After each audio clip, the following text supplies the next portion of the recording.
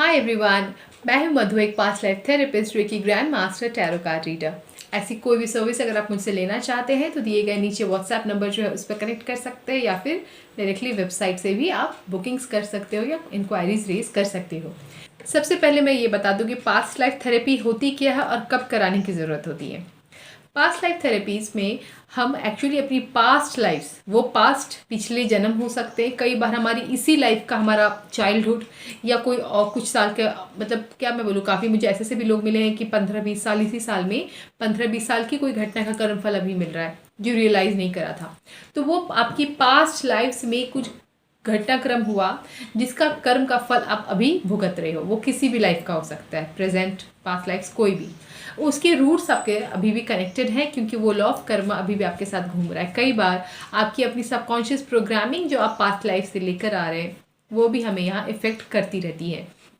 हम जितने भी जगहों में रहते हैं, जितने भी जगह में काम कर रहे किए हुए होते हैं, या जितने भी लोगों से कनेक्ट हुए होते हैं, हर किसी के साथ हमारे कार्मिक कॉर्ड्स कनेक्ट हो जाता है अगर हमारी इमोशंस उनके साथ कनेक्ट होती है तो।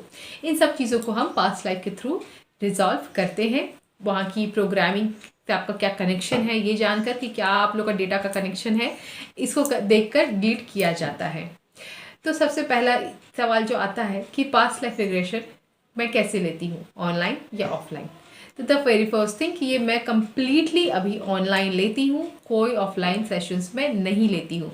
तो जो बिल्कुल हैं कि उनको ऑफलाइन ही लेना है, उनको मुझसे कनेक्ट करके कोई फ़ायदा नहीं है। इसके बाद ऑनलाइन और ऑफलाइन में फ़र्क क्या होता है, कोई मेरी नज़र में कोई फ़र्क नहीं है। मैंने ऐसे भी लोगों को सुना है कि नहीं, ऑनलाइन कराना ही नहीं चाहिए, बहुत रिस्की होता है। मुझे अभी तक के अनुभव में ऐसा कहीं कोई रिस्क दिखाई नहीं। मुझे अब तक मैं जितने लोगों को ले गई हूँ, मुझे लगता है, मैं क्योंकि 2 अटेम्प्ट देती हूँ, मैं इसके बारे में आगे भी बात करूँगी, महज 5-6 लोग रहे होंगे जो जा नहीं पाए। बाकी सब तो चले ही जाते हैं, एक नहीं तो दूसरी बार में चले ही जाते हैं। तो वो भी मुझे कोई ऐसा डिफरेंस नहीं दिखता है। बीइंग अ हीलर मैं कुछ इस तरीके से भी चीज़ों को करती हूँ कि मैं during the session, during the hypnosis, मैं कुछ इस तरीके से आपको थेरेपीज देती ही हूँ कि आपकी अपनी एनर्जीज वहाँ बैलेंस हो जाती हैं। तो मुझे कभी किसी में कोई एनर्जी इश्यू भी नहीं दिखा। फाइनली इसमें होता क्या है, ऑनलाइन और ऑफलाइन में सुनना है आपको, बस आंख बंद करके सुनकर इमेजिन करना है जो भी एक थेरेपिस्ट आपको कह रहे हैं। इमेजिनेशन आपको आपके सबकॉन्शियस माइंड तक ले जाता है, जहाँ पर आपका कॉन्शियस माइंड फिर रेस्ट करने लगता है और सबकॉन्शियस माइंड आपका आगे आ जाता है। ये इमेजिन करना ही मेन काम होता है। और जो पर्सन जा रहा है उसको ऑफलाइन में भी आंख बंद करके पड़े रहना है, उसको ऑनलाइन में भी आंख बंद करके पड़े रहना है।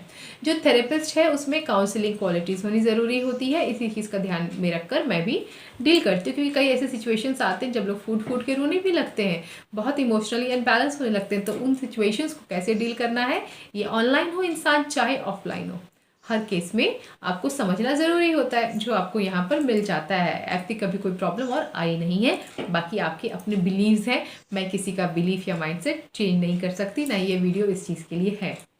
थर्ड थिंग, फ़ी कितनी है।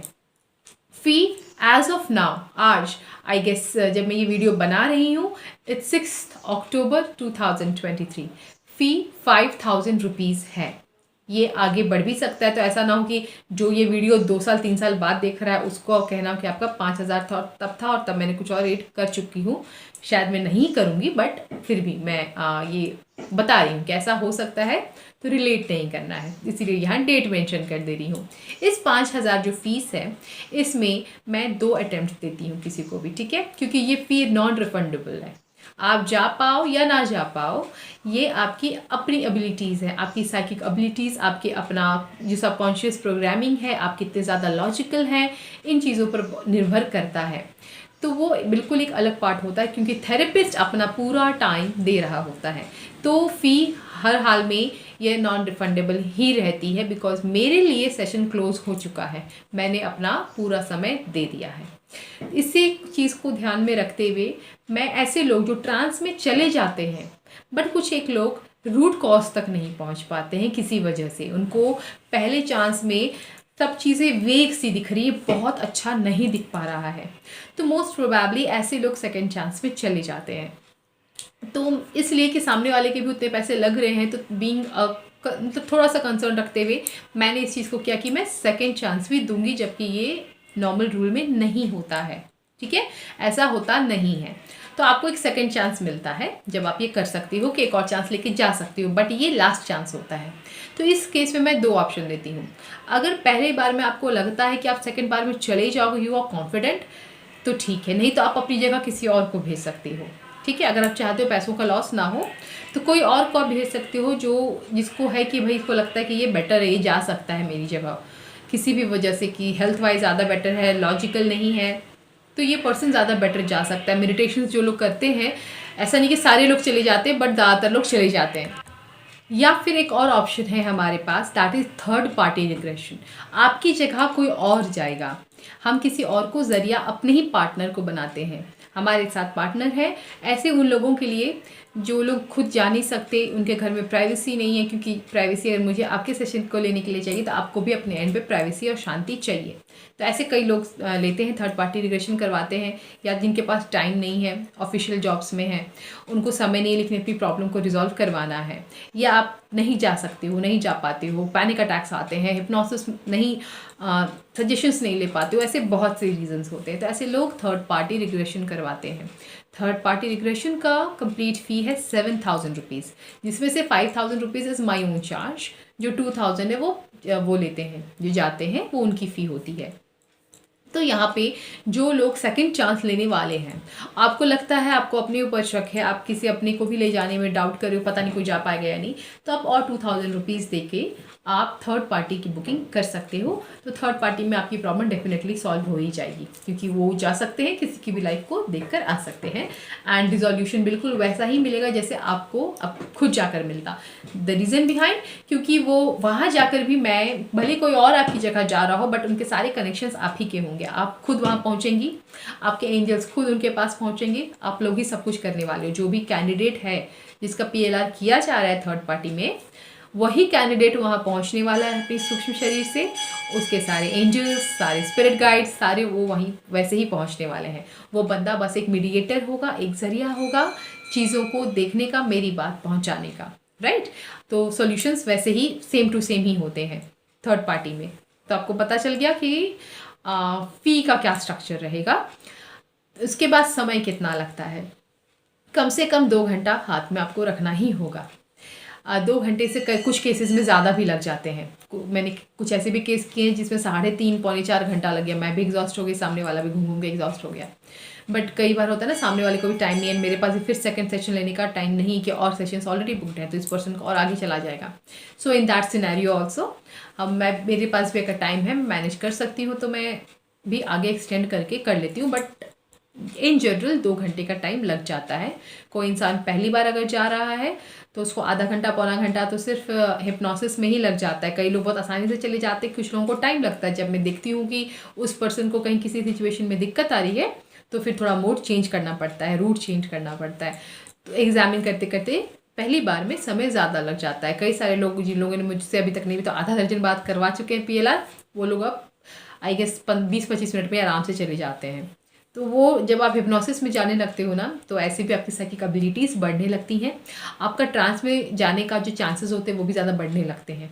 ये मैंने देखा है कि थर्ड आई एबिलिटीज़ में उसमें बढ़ना स्टार्ट हो जाती है, क्योंकि मेरे जो पार्टनर है, जब मैं उनको ले जाती थी शुरू में, जब वो मुझसे करवाते थे अपना PLR, तब उनकी जो साइकिक एबिलिटीज़ थी, और अब जब मेरे साथ जुड़ने के बाद वो इतने लोगों का रिग्रेशन मेरे साथ देख चुके हैं, तो अब जो उनकी साइकिक एबिलिटी है, मैंने उसमें भी बहुत ज़्यादा चेंज देखा है। एंड मेरे जो साथ जो लोग कई बार करवा चुके हैं रिग्रेशन, उनकी साइकिक एबिलिटीज़ में भी मैं लगातार देखती हूँ कि वो बढ़ता ही जा रहा है।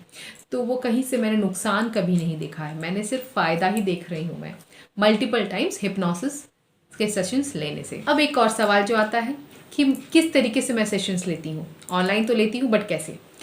Audio call and video call दोनों का ऑप्शन है। ज़्यादातर लोग ऑडियो कॉल्स पे लेते हैं, ज़्यादातर जो कॉल्स होते हैं नॉर्मल कॉल हम करते हैं ना, बिल्कुल उसी तरीके से। और उसके लिए आपके पास ईयरफोन अच्छे खासे होने चाहिए, जिनकी आवाज़ बिल्कुल नॉर्मल हो। ब्लूटूथ ईयरफोन है तो वो चार्ज होने चाहिए, फुल चार्ज, कि वो 2-3 घंटे कम से कम अच्छे से चले। आपका ईयरफोन एटलीस्ट 4 घंटे का तो बैकअप उसका होना चाहिए, तो ही कोई काम होगा। ईयरफोन आपकी नॉर्मल ईयरफोन्स है तो बहुत अच्छी बात है। उसका माइक आपके बस मुंह के पास होना चाहिए कि आपकी आवाज़ मुझे, क्योंकि आप जब ट्रांस में होंगे ना, आपकी आवाज़ बहुत धीमी हो जाएगी। तो वो आवाज़ मुझ तक पहुंचनी चाहिए, तभी तो मैं आगे का सजेशन दूंगी ना। तो वो माइक आपके यहाँ हमेशा मुंह के आसपास होना चाहिए सो दैट मुझे आवाज़ आए। तो सेटिंग ऐसी करनी होती है। वीडियो कॉल में स्काइप यूज़ करती हूँ मैं। स्काइप के लिए आपको किसी ऐप को डाउनलोड करने की कोई ज़रूरत नहीं होती है। मीटिंग शेड्यूल करने के बाद आपको मोहित लिंक दे देते हैं, उस लिंक से बस आप किसी भी ब्राउज़र से आप कनेक्ट कर सकते हो। उसके लिए आपको उस ऐप को डाउनलोड करने की कोई ज़रूरत नहीं पड़ती है। If you wish you can, otherwise कोई इशू नहीं है। हम डायरेक्टली वीडियो से वहाँ से भी कनेक्ट हो सकते हैं। किसी रीज़न से आप ऑडियो कॉल से ही कनेक्ट होना चाहते हैं लेकिन डायरेक्ट नॉर्मल ऑडियो कॉल से पॉसिबल नहीं है, तो वो भी हम स्काइप के थ्रू ही कर लेते हैं। वीडियो अपना ऑफ कर दीजिए, सिर्फ ऑडियो कॉल के सेशंस हम ले सकते हैं। अब बात आती है टाइम स्लॉट्स की, जो मैं मिस कर गई थी। 3 PM to 5 PM Monday to Saturday working days में ये तो फिक्स आवर्स चलते ही हैं। ये टाइम हमेशा Monday to Saturday working days में अवेलेबल रहता है। एंड 9 AM टू 11 AM भी वर्किंग डेज़ में कंडीशनल होता है। अगर मेरे पास अवेलेबल हुआ टाइम तो फिर मैं ये सेशन लेती हूँ इस टाइम पे। अब एक सवाल आता है कि कौन से ऐसे लोग हैं जो नहीं देख पाते हैं अपना पास्ट लाइफ या हिप्नोसिस में नहीं जा पाते हैं। तो अगर मैं बोलूँ तो इसका मुझे लगता है इसका कोई डेफिनेट नहीं है शायद, क्योंकि हम लोग भी कई बार लगता है कि ये पर्सन एकदम चला ही जाएगा, बट कुछ ऐसे लोग निकल जाते हैं कि जा नहीं पाते, हिप्नोसिस में चले जाते हैं बट कहीं ना कहीं जा नहीं पाते हैं। तो जितना मुझे अनुभव से समझ में आया है वो मैं बता रही हूँ आपको। सबसे पहले तो जो लोग बहुत ज़्यादा लॉजिकल हैं, हर बात पे लॉजिक लगाते हैं, वो लोग नहीं जा पाते हैं, क्योंकि पास्ट लाइफ रिग्रेशन को जो ले जाने का तरीका है वो लॉजिकल नहीं है, हम इमेजिन करवाते हैं। तो बहुत सारे लोग ना ड्यूरिंग द सेशन ही बोलने लगते हैं, नहीं मुझे दिख तो नहीं रहा है लेकिन मैं इमेजिन कर रही हूँ। ऐसा बार बार ये चीज़ रिपीट करते, जो मैं कई बार बोलती भी हूँ कि इस चीज़ को बार बार मत बोलिए। द रीज़न बिहाइंड कि जब आप बार बार मैसेज दे रहे हो कॉन्शियस माइंड को कि मैं इमेजिन कर रही हूँ कि एक्चुअल में नहीं है, तो वो एक्चुअल स्टेट तक आप पहुँच ही नहीं पाते, क्योंकि इमेजिनेशन करते करते ही हम सबकॉन्शियस माइंड को एक्सेस करते हैं एंड देन वहाँ से आकाशिक रिकॉर्ड्स के थ्रू डेटा आपके रिट्रीव होती जाती है। आपको विजुअलाइजेशंस आपके आने लगते हैं, विजन्स आपके सामने आना स्टार्ट हो जाते हैं। जो क्लियर ऑडियंट होते हैं उनको आवाज़ तक सुनाई देती हैं, जो क्लियर सेंटिएंट होते हैं उनको फीलिंग आती है।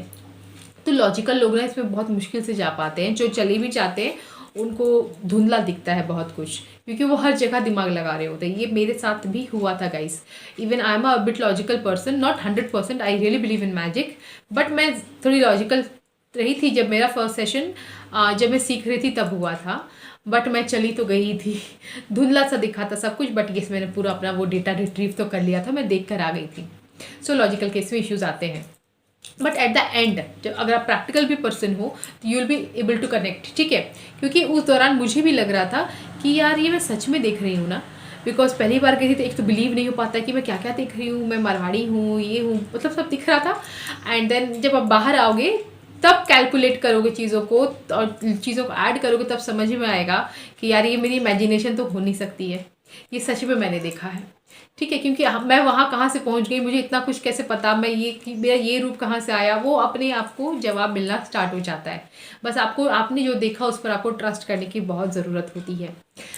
तो इस तरह से होता है। एंड देन जो लोग जिन लोगों का फोकस का प्रॉब्लम है, कंसंट्रेशन इश्यूज़ है, ऐसे लोग भी नहीं जा पाते, क्योंकि मैं सजेशंस कुछ और दे रही हूँ सोचने का, उनका दिमाग कहीं और है। तो क्या होता है उस टाइम कॉन्शियस माइंड काम कर रहा होता है, वो आपका दिमाग खींच के कहीं और ले जा रहा होता है। तो आप कॉन्शियस माइंड को क्या है पीछे होने नहीं दे रहे हो, उसको मतलब सोने नहीं दे रहे हो, आराम नहीं करने दे रहे हो, तो उस केस में भी प्रॉब्लम आती है। तो जिनको फोकस का इशू है वो भी नहीं जा पाते हैं।